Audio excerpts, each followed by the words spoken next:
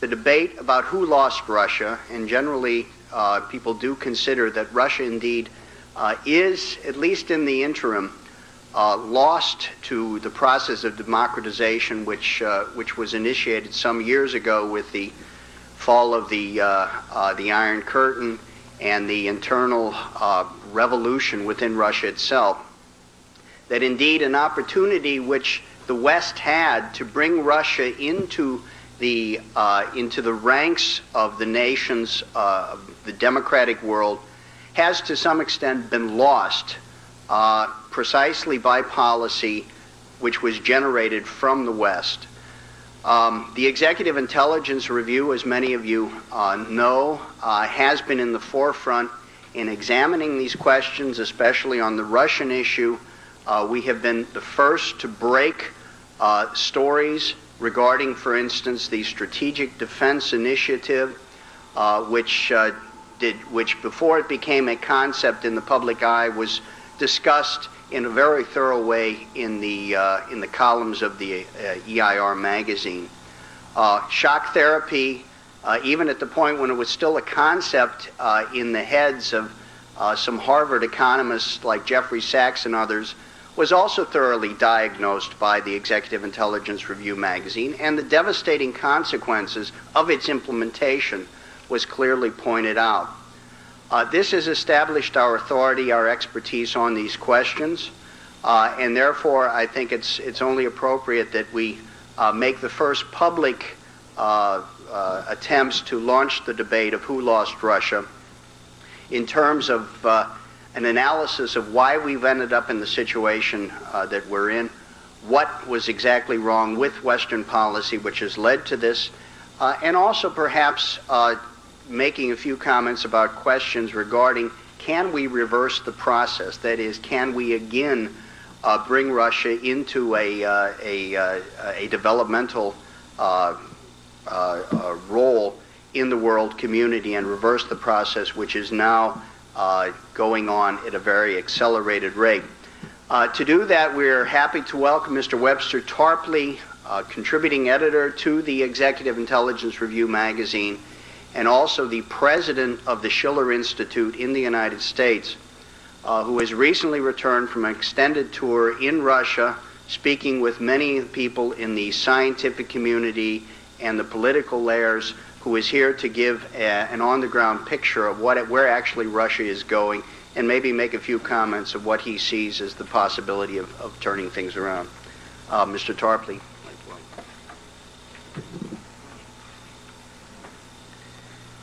My talk this morning is divided, I guess, into two overall parts. One of these is an attempt to describe some of the things I saw in Moscow during my stay in the month of October, and I'll also try to draw on analytical material and other reports. In the second part, I will try to propose a policy which would be an alternative to the current shock therapy, and which we would commend to people in the Russian political world and elsewhere who are looking for alternatives to further subservience and looting by the International Monetary Fund. Now, what I tried to do, among other things, was to simply observe in the streets of Moscow, the parks, the subways, to have conversations with well-informed Russian citizens, and I think the result is quite surprising. The supporters of the shock therapy policies advocated by the International Monetary Fund and Jeffrey Sachs have been telling us that their recipes of so-called economic reform are leading Russia towards a bright future as what they call a market democracy. And I must say that any honest observer in the streets of Moscow can gather a tremendous amount of evidence that this is simply not the case. My direct observation in Moscow documents a mass impoverishment of the richest city in Russia. And it is an impoverishment which I think exceeds, let us say, the depths of the Great Depression here in the United States, when you had lines of unemployed American businessmen selling apples in the streets of American cities. Here is the spectacle that you can see in any large public square in Moscow, especially around the entrances to the Moscow metro, the subway, in the center of the city and around the principal railway stations. And of course, of these, there are about half a dozen in the Russian capital. What you find are hundreds, even thousands of people lining up in the entrances to the subway stations, the underpasses for pedestrians under the broad boulevards and so forth. And you see these large crowds, and you seize by curiosity, what is it that they're doing? And as you get closer, you will see that these are hawkers. They're sellers. It's a kind of a bazaar. You could call it one huge distressed yard sale. These are wretched people who are holding up in their hands a single object, an item, product that they're trying to sell.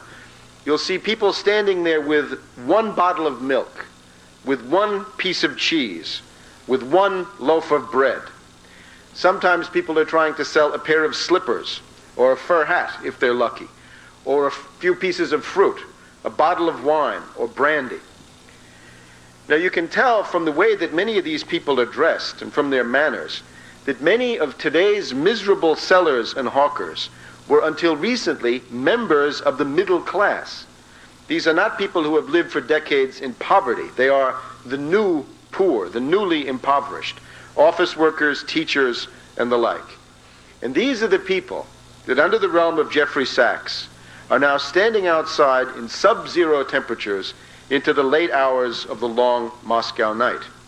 Now when you get inside the Moscow subway, especially at the main transfer points, you find that the halls there are also lined by these hawkers.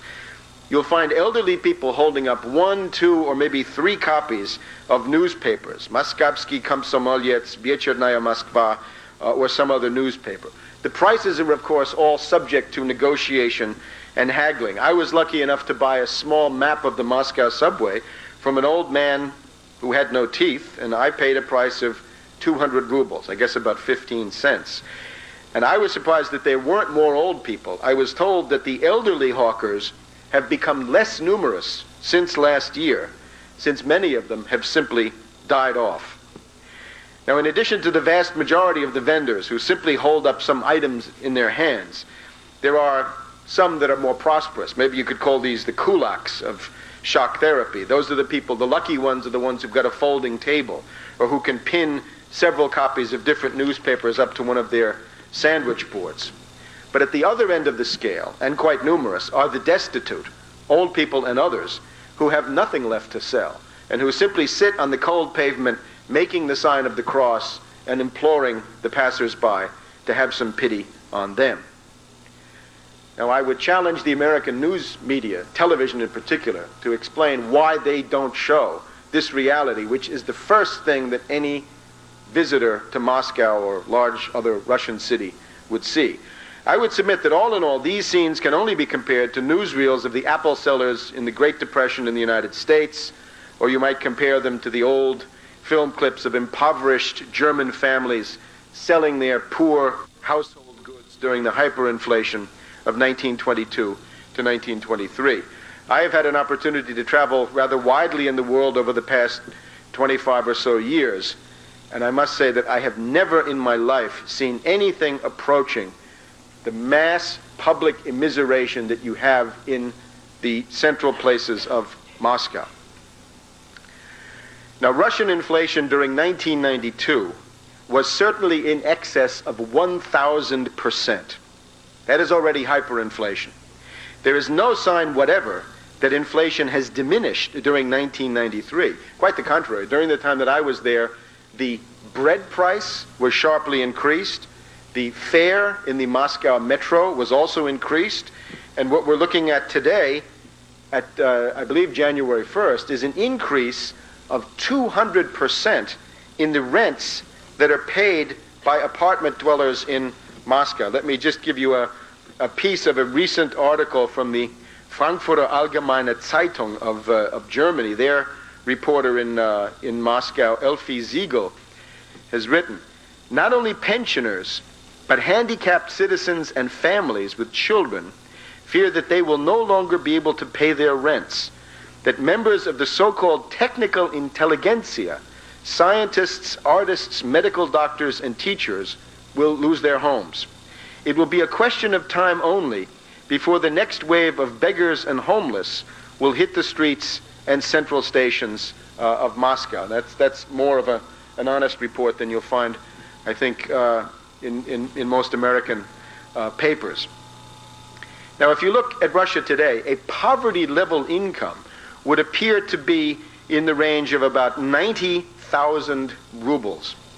Knowledgeable sources have told me that the average monthly wage in Russia today does not exceed 50,000 rubles. During my stay, and I think still today, the US dollar oscillated around an exchange rate of approximately 1,200 rubles in the public exchange bureaus.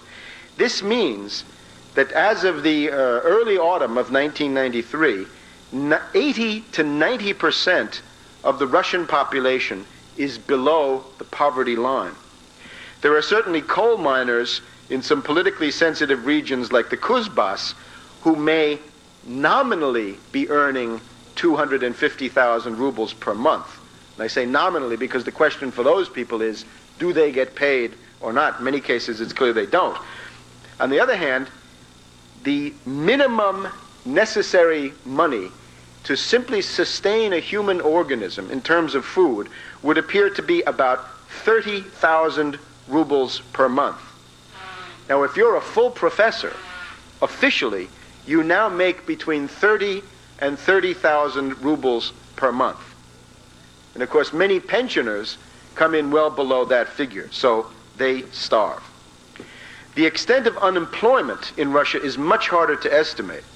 There are some estimates that if workers on unpaid furlough and part-time employees are added in, the result could already encompass 7 to 10% of the workforce. But these are hard cases to describe. I met a young academic who was the holder of an advanced degree in chemistry. He theoretically had a job at a government research institute, but his monthly paycheck was approximately 25,000 rubles. Again, 30,000 is physical survival for one human adult organism. And this paycheck of 25,000 that the young man was getting was quite intermittent. So he was, of course, forced to moonlight, to scramble, to do anything to support his family. In another case, I met a leading fellow of a high-level government institute who told me that he and his colleagues had stopped getting paid in June, although they had gotten one more of these minuscule paychecks shortly after Yeltsin's tank attack on the parliament in October. I would submit that surely these people and their numerous counterparts in the state production sector must be considered as in fact jobless. They are unemployed. Now, as far as I know, there are no accurate figures whatsoever concerning the actual losses of production under the shock therapy regime. I would simply say that the case of Poland seems to be a little bit better documented, and I guess it was actually President Wałęsa who suggested in public on one occasion that as a result of shock therapy, Poland had come out with 1/3 of the production that it had before shock therapy was applied. So I would just guess, as a ballpark figure, that Russia is heading for something of this type. It is heading for about 1/3 of the level of actual production that had been attained in the late 1980s. Now, apart from the obvious humanitarian concerns, why should this bother us here today? Most reputable historians, I believe, would agree that the 1922 or 1923 hyperinflation in Germany under the Weimar Republic was one of the most important factors which prepared the way for Hitler's seizure of power and thus also for the Second World War. The high point of that Weimar hyperinflation was a paper mark rate of 4.2 billion marks to the US dollar. This destroyed the savings and, of course, much of the economic viability of the German middle classes. Now, today you might argue, well, a dollar today buys only 1,200 rubles, and inflation is hovering at only 1,000% per year. But my answer would be that the Sachs IMF shock therapy has already gone very far towards destroying the Russian middle classes. And these Russian middle classes are, of course, far weaker than any German middle class in the Weimar Republic, precisely because under communism there has been no small and medium productive industry, which is the essence of a productive middle class. The problem, therefore, is that we're creating a social dynamic in Russia through the IMF and shock therapy that must tend towards the restoration of authoritarian and totalitarian rule.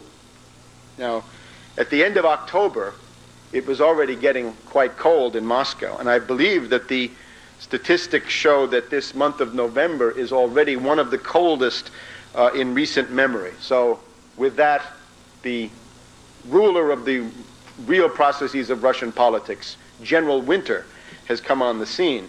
And as far as I can see, what's going on right now is a generalized breakdown of electric power grids all over Russia, all over the CIS, and some kind of a strike wave or labor upsurge that is related to that. To sum it up, I think we can say after almost 2 years of official shock therapy, and of course the various years of perestroika that went before, in Russia and in the entire CIS-NIS area, these countries have fallen, they have, to put it another way, in the CIS and NIS, the relative potential population density has fallen below the level of the current population. In other words, current levels of agriculture and industry, the production, cannot support the existing number of people. And therefore, even with military measures, even with aggressive conquest, the seizure of assets and raw materials by one country of the CIS as against others, there is no solution to this situation. And therefore, as we will try to show in the second part today, what is needed is an economic reconstruction and development program, a recovery program, of which the Russian intelligentsia must be the bearer. Now, under these conditions, if the relative potential population density has fallen below that of below the existing population, it is certainly illusory to expect any kind of democracy, and we're not getting it. Certainly, the Yeltsin regime today has made no secret of its attempt to abolish a constitutionally independent parliament, to abolish constitutionally independent courts, to remove the previous autonomy of what we would call the federal states of Russia. I'm afraid that it is an illusion to talk about democracy here. Rather, apart from the personalities, a valid historical comparison might take us back, let us say, to Italy. After the March on Rome in October 1922, and we can remember that as Mussolini was prime minister, he did organize elections after the March on Rome. There were elections, after all, in 1924, and it was only at the end of 1924 and the beginning of 1925, in particular around the Matteotti case, that a full totalitarian dictatorship in Italy in those years was consolidated. And I'm afraid that the parallels of these situations are many. You may recall that there was also a struggle in Italy in the first years of Mussolini between the parliament on the one side and the executive branch on the other. This led to the creation of an opposition parliament on the Aventine Hill in Rome, and you can continue those comparisons. The Russian parliament that was dispersed by tanks in the beginning of October was certainly a mixed bag, but there is every indication that that parliament represented many of the real forces that are present in Russian society. Certainly the alleged red-brown coloration of the Russian parliament was to a significant degree a propaganda deception, cooked up by Yeltsin's friends and avidly picked up then by the Western media. The presence of agents provocateurs in and around the Russian White House was exploited to give this red-brown epithet some semblance of substance.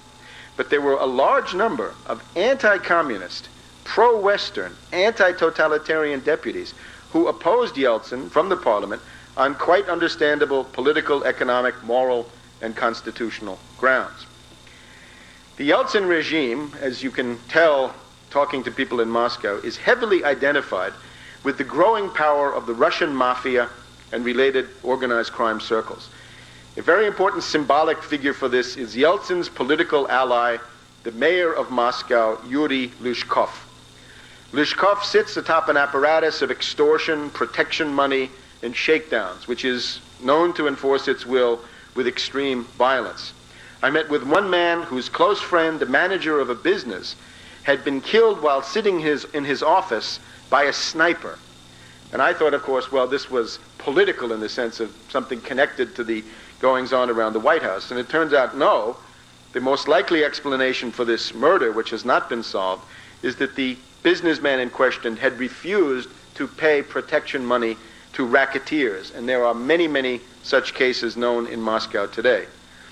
Many will also tell you that the sniping from the old Comecon headquarters, the mayor's office opposite the White House, that this sniping was carried out by agent provocateur, and that this was the reason why Rutskoy had called on the crowd to seize the ex-Comecon building. Many will also tell you that snipers were active in central Moscow at the TASS headquarters, and that the first shots at the Ostankino television complex were fired by provocateurs. For some days after October 3rd and 4th, snipers operated at a number of points in central Moscow. Were these in fact so-called red-brown diehards, or were they again agents provocateurs deployed by some authorities? In any case, it now appears that the maneuver of illegally dissolving the parliament had been carefully planned by Yeltsin and his people well in advance, with the calculated goal of obtaining an effect similar to that of the Reichstag fire in Berlin in 1933.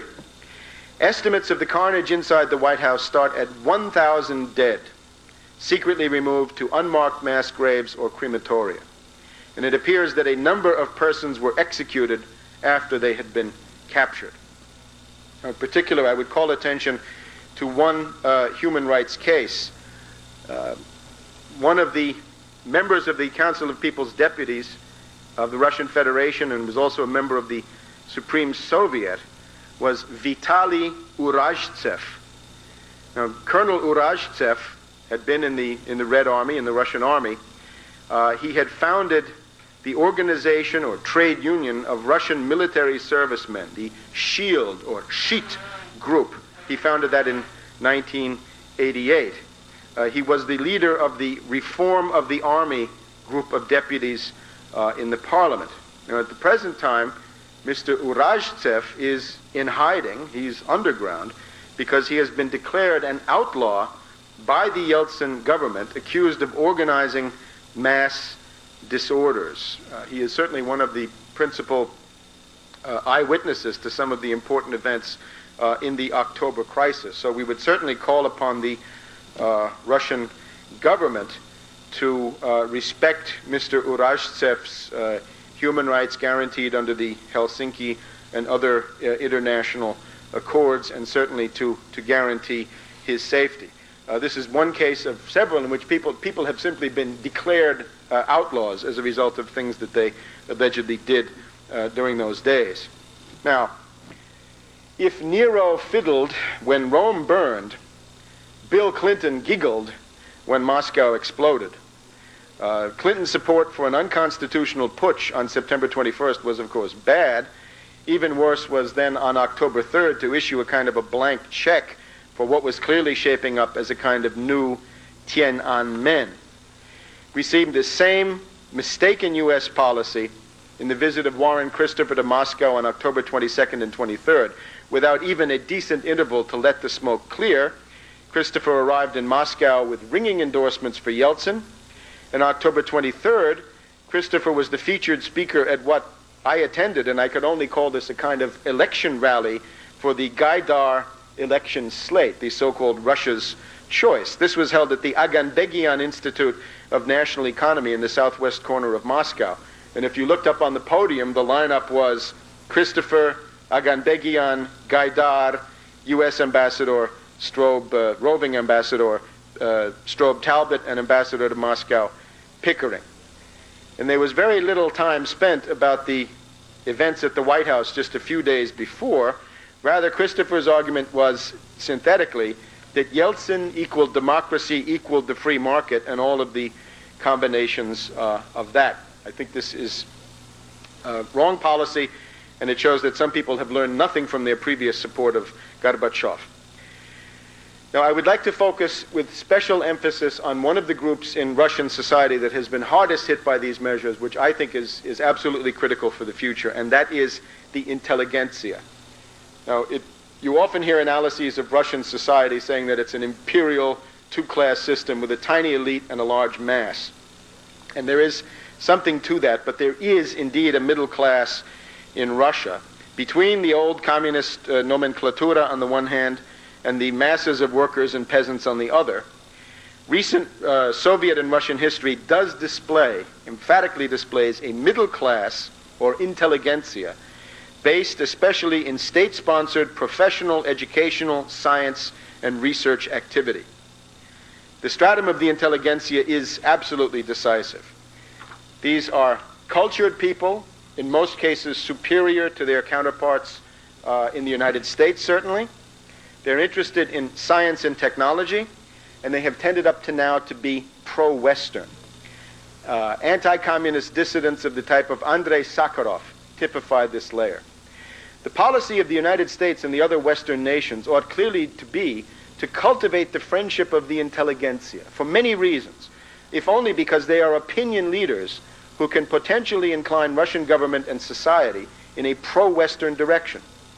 And at the same time, the future technological and economic viability of Russia depends directly upon the contributions of the scientific intelligentsia, among whom are some of the most advanced scientists to be found anywhere in the world. Now, one of the big problems with the economic policies associated with Yegor Gaidar, Jeffrey Sachs, and the International Monetary Fund is that these policies have virtually wiped out the intelligentsia. And it now appears that forces around Gaidar and Yeltsin are preparing to dismantle the Russian Academy of Sciences itself. Let me take a minute to explain why this is so dangerous for Russia and for the peace of the world. The Russian Academy of Sciences is, of course, the current successor of the USSR Academy of Sciences, an institution which traces its lineage back to that great Russian National Academy, which Peter the Great created around 1700 with the help of the great German philosopher and economist Leibniz. The apparatus of the Russian Academy comprises about 800 full members, perhaps. Sakharov was one of these. Arbatov is one today. Vyelikhov and other academicians people have heard of. There are about 1,000 corresponding members and several thousand institute directors and other important officials. When you put the roster of the Russian Academy of Sciences together, it adds up to approximately 200,000 scientists, researchers, scholars, professors, and so forth. Some of them located in Moscow, some of them in regional centers like the Siberian Academy, Novosibirsk, various science cities, and so forth. And according to well-informed sources, the Yeltsin Group has hatched a plan to abolish and break up the Russian Academy through the expedient of inducing the full members and corresponding members to vote their own organization out of existence. The bait being offered to the academicians is a pension windfall of perhaps 1 million rubles a month, momentarily serious money, but maybe in a few months not. And it appears that the motivation of the Yeltsin Group includes the desire to profit from a process of privatizing or junking the Russian Academy, plus the urge to wipe out a center of democratic resistance to authoritarianism. One of the signs of this is something you can already find in the New York Times. If it's in the New York Times, you know that it's got to be a very gross phenomenon indeed. A couple of Sundays ago, they did an article from Akademgaradok, the academic city outside Novosibirsk, and one of the facts they point to is an estimate coming from the OECD that the budget of the Russian Academy has been cut by 60%, almost two-thirds, in real terms between 1990 and 1992. Now, let's take the plan to destroy the Russian Academy of Sciences. I would submit that if this plan were to be carried out, the chances of nuclear war, including nuclear war involving the United States, these chances will increase markedly in the years ahead.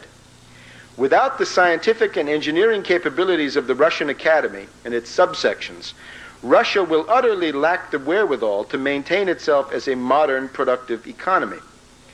Should the Russian Academy actually disappear, the Russian economy will enter an irreversible thermodynamic implosion that will guarantee emergency dictatorship and the attempt to compensate politically and economically for the collapse through outward aggression, conquest, and rapine. Now, there might be some here in the United States especially, or in Britain, who might tend to gloat over the destruction of Russian science and engineering. If Russian science is destroyed, they might argue, then there will be no Russian threat to the West.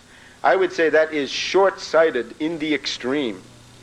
It is clear that most Red Army infantry and tank formations are today of only limited effectiveness. But many sources confirm that the strategic rocket troops and the ballistic missile submarines, especially those big ones of the Typhoon class, they have maintained the highest levels of combat readiness and are prepared to strike virtually without warning. We can therefore conclude that it is extremely unwise to support a plan to destroy Russia's scientific and engineering potential. The United States and other Western nations ought rather to be exploring the forms of international cooperation which could make possible the preservation and development of an asset that is of vital importance for all mankind. Now, to sum up this analysis, Russia is indeed lost momentarily.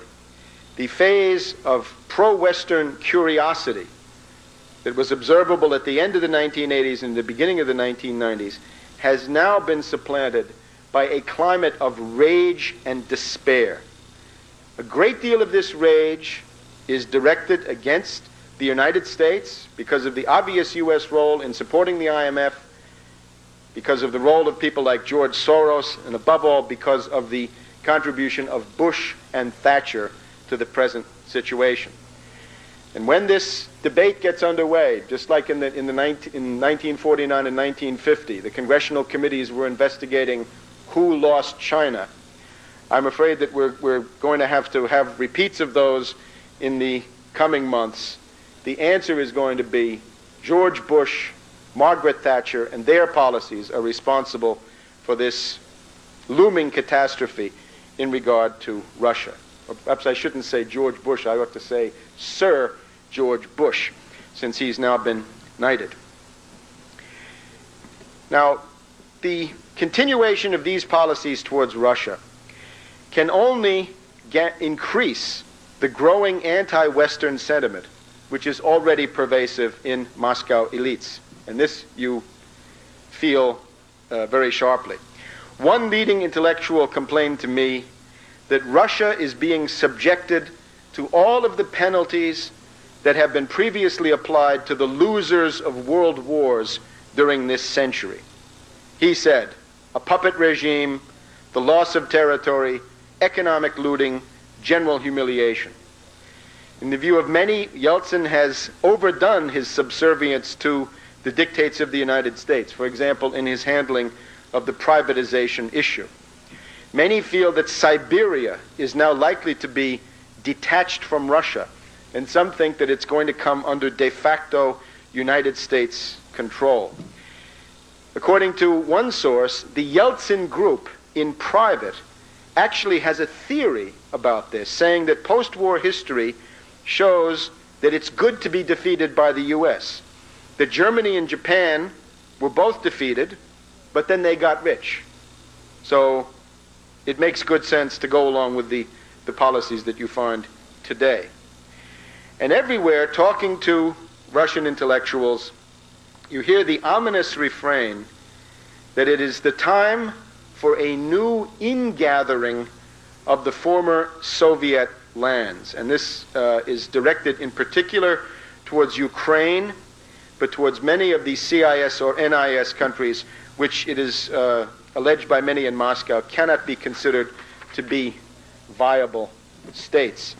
To sum up this climate of anti-Western resentment, one researcher said to me, there was an old quote by Lenin that he happened to remember, "Imperialism is carving and dividing Morocco." It happened to be Lenin writing about Morocco.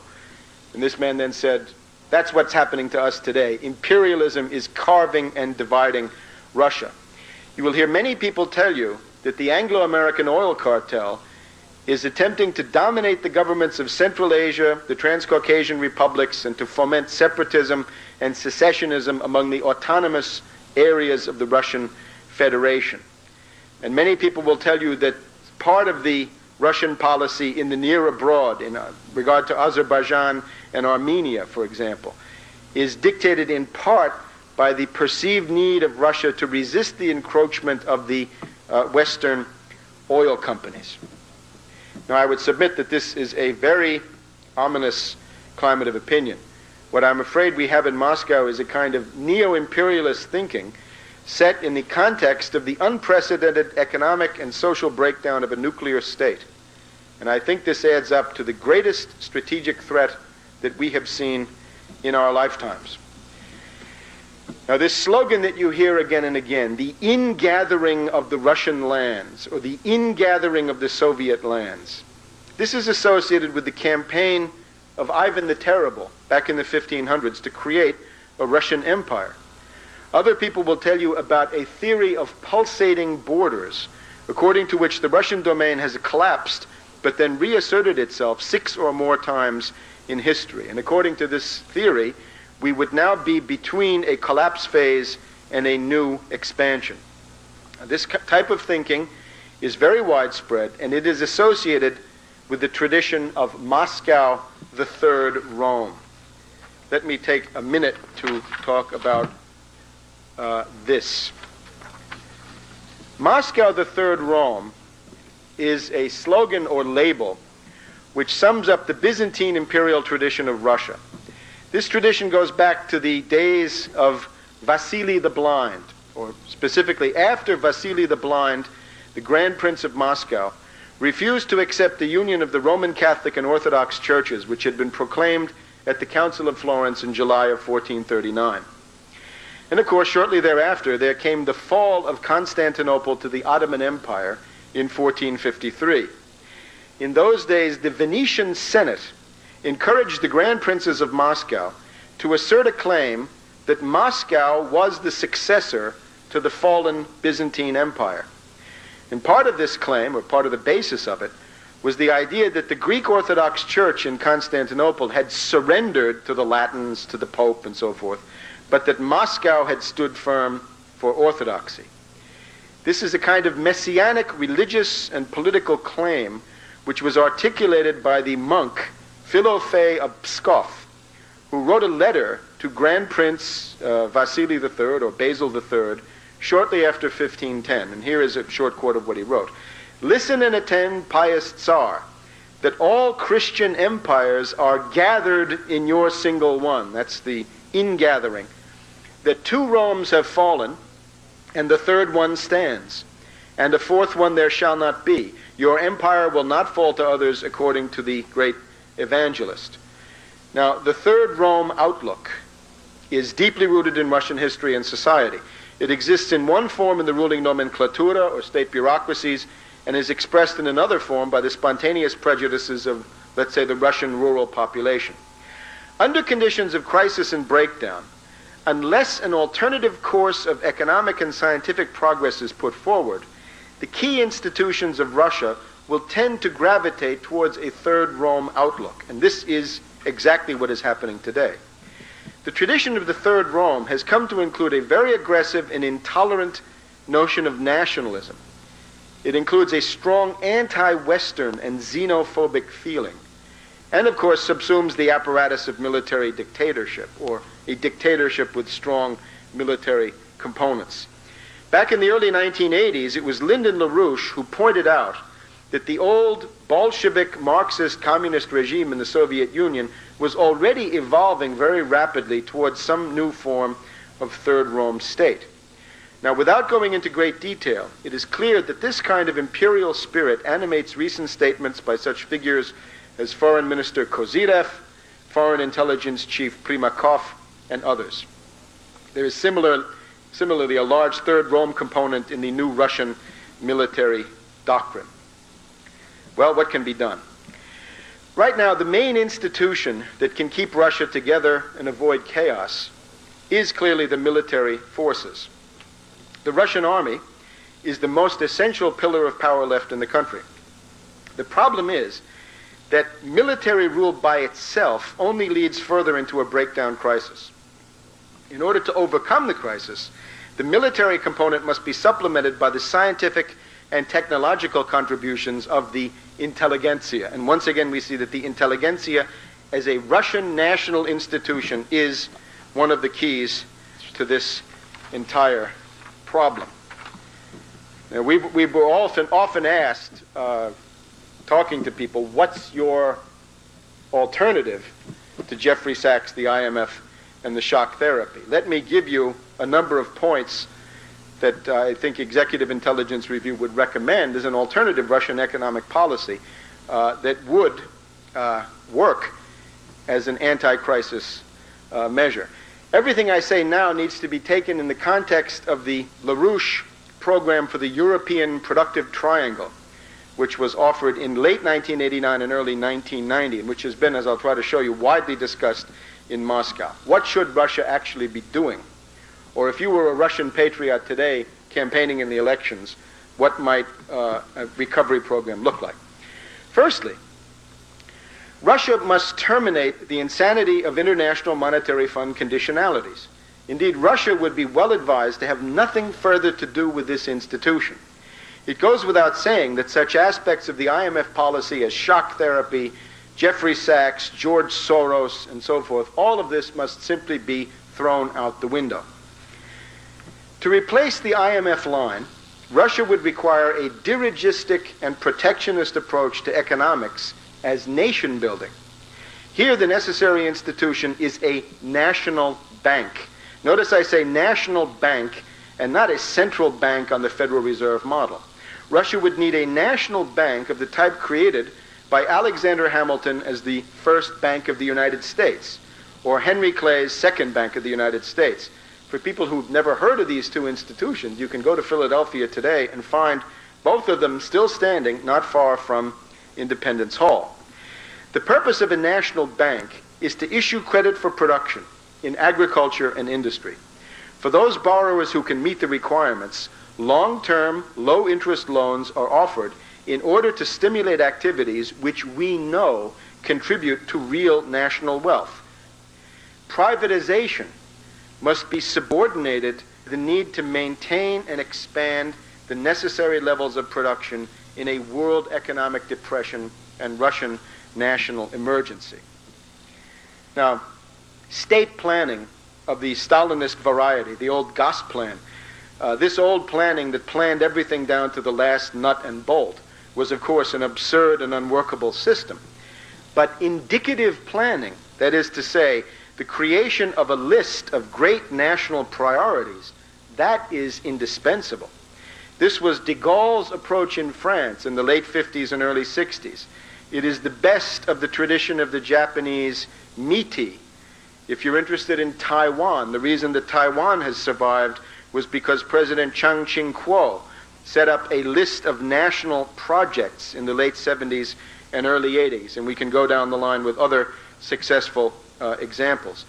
Russia would need a priority list of great national undertakings, such as we would suggest the building of a new Trans-Siberian Railway using the most modern magnetic levitation technologies. This would permit the colossal energy of the Russian people to be expressed in great projects that would be of benefit for Russia as well as for the rest of humanity. National planning must also identify targets of food production, housing, clothing, and other needs, and it must set forth methods to meet these needs in the context of attaining full employment as soon as possible. Now, Russia right now suffers, as we do here in the U.S., from an immense deficit in modern infrastructure. The rail and highway systems of Russia are totally obsolete after decades of Cold War depletion. Even more alarming is the status of the electricity grid, and I think this is now the big issue as we go into the winter. The Russian electricity grid appears to me to be in a process of collapse, which is spreading out of Russia into Ukraine, into Hungary, and perhaps into the rest of Eastern Europe. What you therefore need would be state-sponsored credit, first and foremost to finance the building of modern magnetic levitation railways, superhighways, canals, water systems, telecommunications, and electronuclear energy grids. In the area of soft infrastructure, it's clear that large numbers of schools and hospitals need to be built. Now, for most of these projects, the main borrower would be a government agency at the local or regional level. But many of the subcontractors who actually carry out the work will be private firms. A large-scale infrastructure program is the absolutely necessary ingredient to reverse economic decline, to create demand for steel, concrete, and other basic commodities, and to create millions of new productive jobs. And in order to improve the supply situation, one aspect of infrastructure that needs great emphasis is food distribution and delivery, so as to prevent so much food from being lost to spoilage.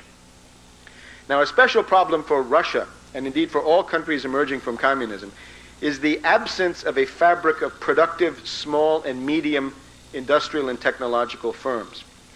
Now, note the emphasis on productive. We are talking again about the creation of tangible physical products, not services, financial services, gambling, public relations, advertising, drug money laundering, or any of this. We are talking about what the Germans call mittelständische Betriebe. The classical high-technology small firm is one where the president of the company is himself or herself a scientist or investor, and where the operation has the flexibility which a mastodontic corporate or government bureaucracy can never have. Such firms are the places where new scientific discoveries are originated and turned into machine tools that can find their place in the assembly lines of larger factories. So the National Bank would therefore have to open a special, low-interest, long-term credit facility specifically for the needs of new, small, and medium productive ventures. Now you have the problem of mafia criminality. A tax code for Russia would have to reflect a bias in favor of production and against all kinds of parasitical and speculative activities. Income deriving from financial speculation or other forms of gambling ought to be taxed at a higher rate than income deriving from commodity production. In a similar way, tax credits can be instituted so that money which is productively invested in new technology, plant, and equipment can reduce the total tax paid. Tax credits can also be used to foster savings. Now, because of the vast expansion of organized crime, a currency reform is probably unavoidable. A good model is de Gaulle's introduction of the French heavy franc during the late 1950s in cooperation with Jacques Rueff.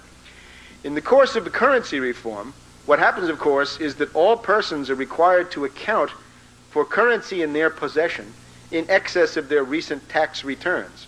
So what happens in practice is that organized crime cash reserves are either confiscated or wiped out. These last 2 points on the tax code and the currency reform are discussed in one of LaRouche's essays, I believe from 1981, entitled A Gaullist Solution to the Italian Monetary Crisis. And I think what you get out of this is that a heavy ruble may turn out to be one of the most effective and humane ways of putting gangsters out of business.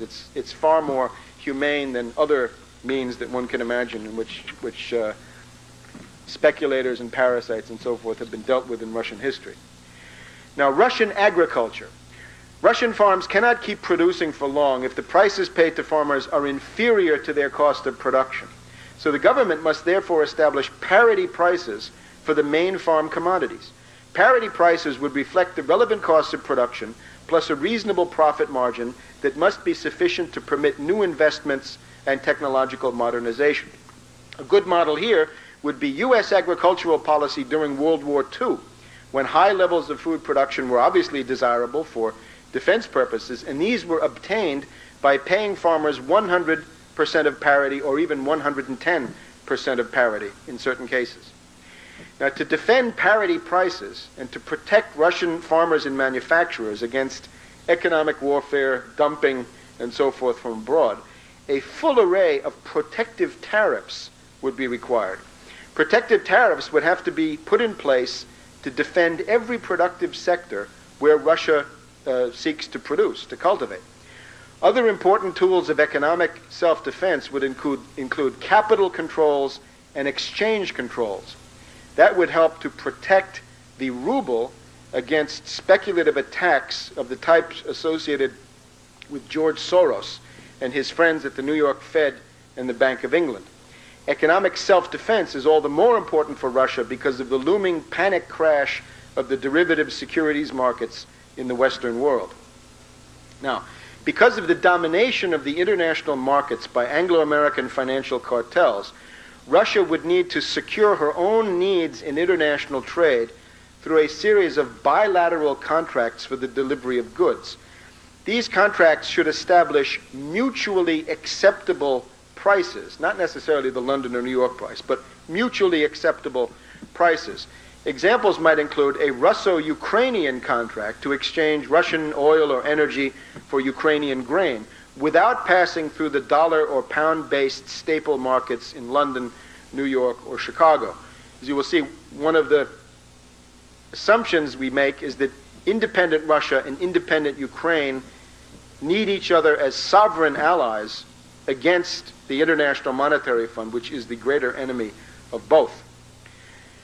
Finally, the division of labor in the old Comecon had evolved over decades, and it was a tragic mistake to simply junk all of these economic relationships because of the post-1989 political changes. Many people have suffered as a result of this. Today, Germany, the Czech Republic, Hungary, Slovakia, Poland, and others might now be interested in restoring certain kinds of commodity flows on the basis of the bilateral contracts just described. These countries would get a chance to reduce unemployment and keep their factories functioning. One priority area for Russia would be oil drilling and pumping equipment to reverse the fall in oil production. You can also think of the need to import transportation equipment from Hungary and so forth. Now, what I put together here was approximately 12 points, and what I've just described would represent the essential elements of an economic recovery program for Russia, or indeed for any other nation. The method employed here is the classically Hamiltonian American system economics in the modern synthesis of Lyndon LaRouche. And we subsume here, among other things, the lessons of the post-1939 U.S. recovery that actually put an end to the Great Depression. I would submit that this kind of economic program would work without question and would be to the great benefit of Russia. It is a program that would be immediately understood by a person such as Count Sergei Witte or economists from the Russian school like Podolinsky. And I would certainly submit that economic development along these lines is a much better bet than the apocalyptic quest for the third Rome. I have noticed that Russian strategic planners give tremendous attention to questions of territory and borders. I would invite them to consider the case of the Israeli government. If there was any government in the world that was concerned about territory and borders, it was surely the Israeli one. But now at last, with Rabin and Peres, a more enlightened and statesmanlike view has prevailed. And this view sees that cooperation for economic development and the political arrangements that are possible within that context, this is far more important than simply the issues of land per se. Now, in conclusion, let me just say a word about the special role of Lyndon LaRouche and his influence and his contributions in the Russian scene. The most reliable means of changing the dynamic towards renewed superpower confrontation, even at this late date, would be to recast Russian economic policy along the lines suggested by LaRouche in the European Productive Triangle program. And of course, Western and U.S. economic inputs could be geared to assist that. LaRouche's textbook in economics, which you see here, is widely circulating in Moscow and in the rest of Russia, as you see in Russian translation. There are very important circles in Moscow that are intensely aware of these ideas. They consider them to be eminently practical.